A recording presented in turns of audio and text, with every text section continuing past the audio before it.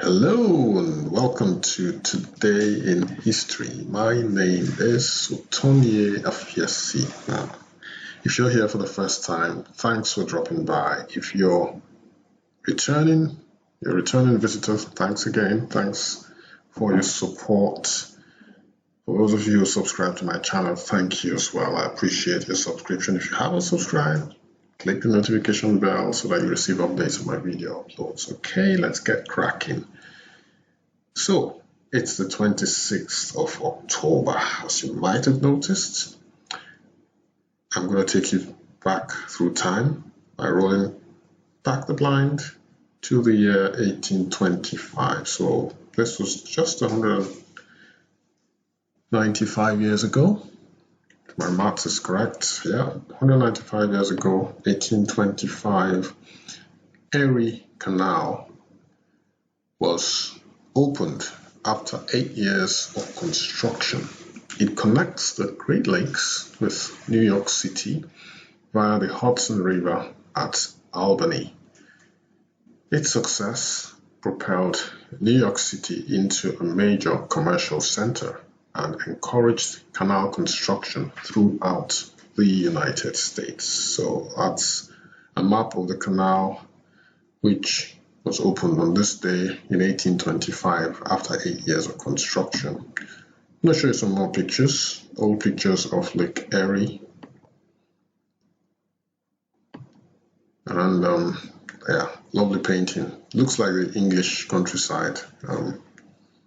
I guess this is the New England area anyway, so one I guess wouldn't expect much different. Anyway, so that was history made as it happened today. In 1825, the opening of the Erie Canal after 8 years of construction in New York City. Okay, 1911. On this day, Mahalia Jackson, who is pictured right here, she was born. She's an American gospel singer possessing a contralto voice. She was referred to as the Queen of Gospel. She became one of the most influential gospel singers in the world and was heralded internationally as a singer and civil rights activist.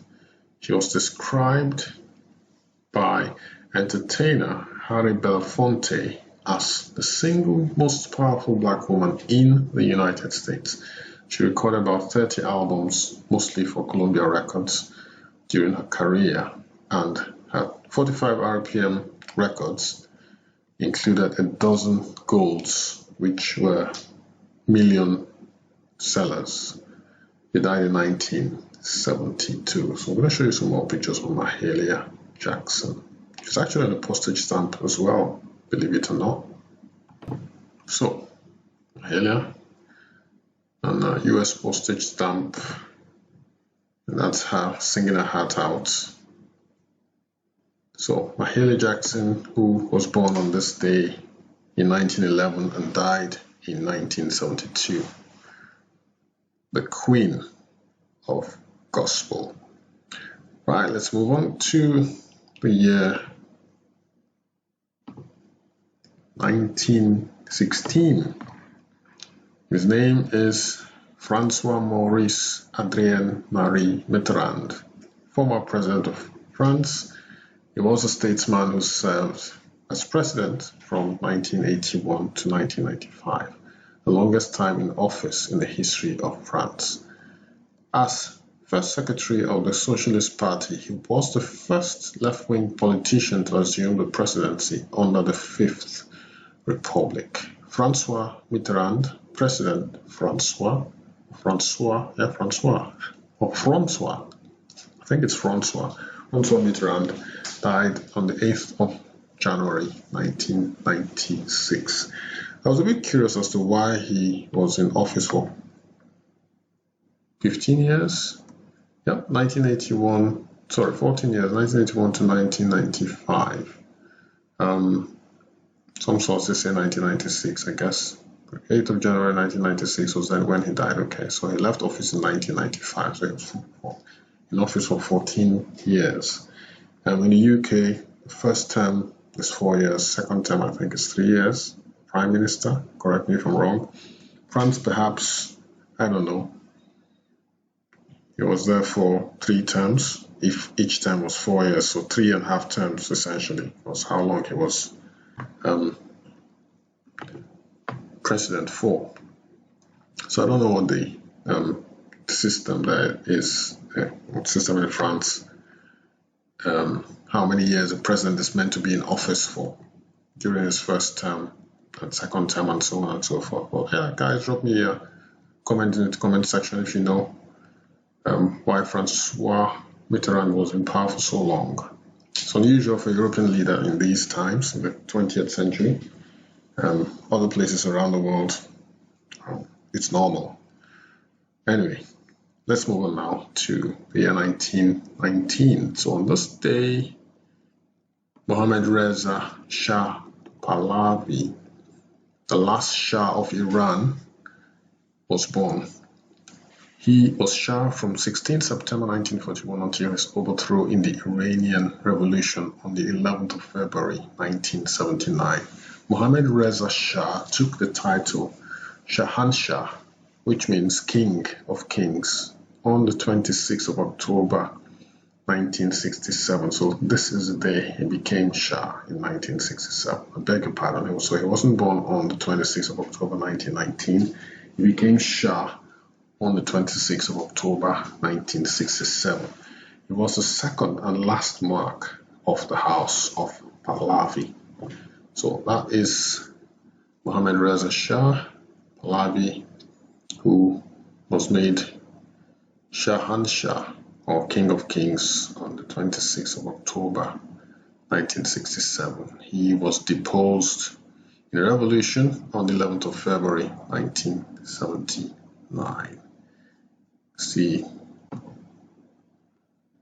move on now to Hillary Rodham Clinton. Born on this day in 1947, she is an American politician, diplomat, lawyer, writer, and public speaker who served as the 67th United States Secretary of State from 2009 to 2013, as a United States Senator from New York from 2001 to 2009, and as First Lady of the United States from 1993 to 2001. Clinton became the first woman to be nominated for President of the United States by a major political party when she won the Democratic Party nomination in 2016. She was the first woman to win the popular vote in an American presidential election when she lost to Donald Trump. Raised in the Chicago suburb of Park Ridge, Clinton graduated from Wellesley College in 1969 and earned a Juris Doctor from Yale Law School in 1973. After serving as a congressional legal counsel, she moved to Arkansas and married future President Bill Clinton in 1975. The two had met at Yale. So, happy birthday, Hillary Rodham Clinton. Born on this day in 1947. That would make her 73. Wow, how time flies. Wow. 1955, we're in Austria. On this day, a constitutional law of perpetual neutrality in Austria was promulgated. After the Second World War, which ended in 1945, Austria was still being occupied by the Allied forces. So this ratification of the Austrian Independence Treaty was signed in the same year. So this was the year that basically the Allied forces were kicked out of Austria once and for all. Austria wanted to be neutral in times of war, for their own reasons, for good reasons, I guess. They didn't want to be embroiled in someone else's war. So this was the day in 1955 that the constitutional law of perpetual neutrality was promulgated and ratified. Okay, let's move on. I guess the picture here says it all. Different flags of the various countries that were controlling the various regions of Austria between 1945 and 1955. You can see the flag of France, United States, United Kingdom, and the Union of Soviet Socialist Republics, which is pretty much Russia today. Well, today's Russia is not as big as the USSR, because Russia had to let some of its territory, become independent. Okay, let's move on to 1958. So, Boeing 707, 1958, America's first jet airliner, entered service for Pan American World Airways. So that happened on this day in 1958. So that's Pan American for you, a sleek airline which had its first service, took place on this day. First airplane entered service on this day in 1958.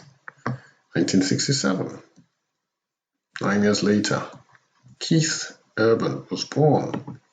Who is he? Keith Urban, full name Keith Lionel Urban, is an Australian singer, songwriter, and record producer. Born in New Zealand, he grew up in Australia, and in 1991, he released a self-titled debut album, charting 4 singles in Australia before moving to the United States the following year. So that is Keith Urban. So happy birthday, Keith Urban. He will be 53 today. Happy birthday. 1973 years later, on this day, Muhammad Ali returns. So following an absence of more than 3 years, American boxer Muhammad Ali returned to the ring, defeating Jerry Quarry. Ali had been barred from fighting after he refused to be inducted into the US Army during the Vietnam War. So yeah, I remember this being talked about. Obviously, I wasn't born at the time, but about conscientious objectors and him not wanting to. I saw a video of him saying, why would he go and kill his fellow human beings? So kudos to him for standing up for what he believes in or believed in. It's no longer alive.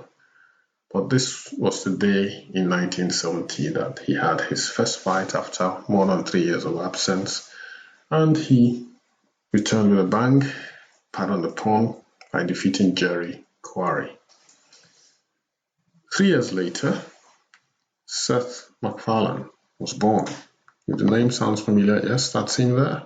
Multi-talented Seth MacFarlane, full name Seth Woodbury MacFarlane, is an American actor, animator, writer, producer, director, comedian, and singer. Wow. MacFarlane is the creator of the TV series Family Guy and The Orville, and co-creator of the TV series American Dad. So that is Seth MacFarlane, and check this out, Family Guy. So just brings a smile to my face whenever I see the cartoon or even see this picture here. So multi-talented Seth MacFarlane was born on this day in 1973. He is 47 today. So happy birthday, Seth Woodbury MacFarlane. Thanks for the laughs. We've enjoyed the cartoons over the years. Happy birthday. 1984. The Terminator. This was the day the action thriller The Terminator was released in the United States. It was hugely successful and made actor Arnold Schwarzenegger a star and established director James Cameron as a bankable filmmaker. So, the Terminator was released on this day in 1984. Last but not least, happening a few hours ago, NASA announced that water had been found on the surface of the moon. So this is funny. So an astronaut with a watering can It's watering a little plant on the moon, obviously photoshopped. And so this is, I guess, the hydrogen and oxygen molecules that form water. So the enlarged part of the photograph here. So H2O, being found on the moon's surface. I did mention a few days ago how the Indians had sent a rocket to the moon as well, and they had found water droplets suspended over the surface of the moon. So NASA has confirmed that there is actually water, plenty of water on the surface of the moon. Before today, we all thought, most people who know about the moon, we've been taught and we thought that there was no chance of water existing on the moon's surface, because obviously the implication now would be that, if there's water, at least I experience on Earth, or wherever there's water, there's life. So could there be life on the surface of the moon? Drop me a comment if you guys think that it's possible that one day we would find life on the moon's surface as well. That would be interesting. Anyway, on that note, I would have to roll back the blind now